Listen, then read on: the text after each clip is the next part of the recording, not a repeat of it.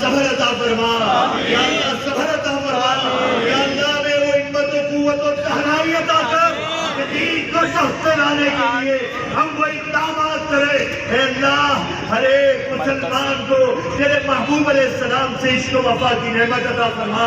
امیر المجاہدین رحمت اللہ تعالیٰ علیہ جو ہمیں درس دے کر گئے ہیں، جس انداز میں ہمیں سکھا کے گئے ہیں، اسی انداز میں ہمیشہ ہمیں ہر معاملے کو پیش نظر رکھتے ہوئے وہی قدم اٹھانے کی توفیق عطا فرما۔ یا اللہ یا حی و قیوم ہماری ان دعاؤں کو یا قہار یا جبار تجھے واسطہ امیر المجاہدین کی ان دعاؤں کا، اس دعائے زرد کا جو تہجد کے مقام پر لاکھوں جہاں امید کہہ رہے تھے، اس دعائے زرد کا واسطہ جلد از جلد ان ظالموں کو اپنے کیفر کردار پہ پہنچا۔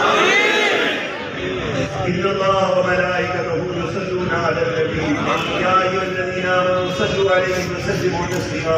اللهم صل علی سیدنا و مولانا محمد النبی والکرم وآلہ وصحبہ وبارک وسلم۔ یا حی و قیوم ہماری دعاؤں کا طریقہ نہیں، طریقہ نہیں، یا قہار یا جبار تو اپنے قہر ان پر نازل فرما۔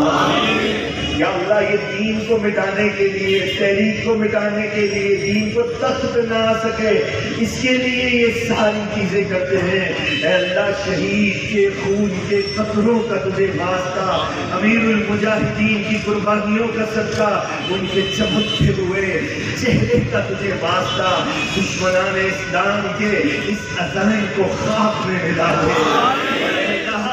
امیر المجاہدین کے چمکتے ہوئے چہرے کا تجھے صدقہ اس تحریک لبیک یا رسول اللہ پاکستان کو اے اللہ اپنی منزل مقصود تک پہنچا دے۔ ہمارے امیر محترم کو درازی عمر بالخیر دے، مدد فرما، مدد فرما۔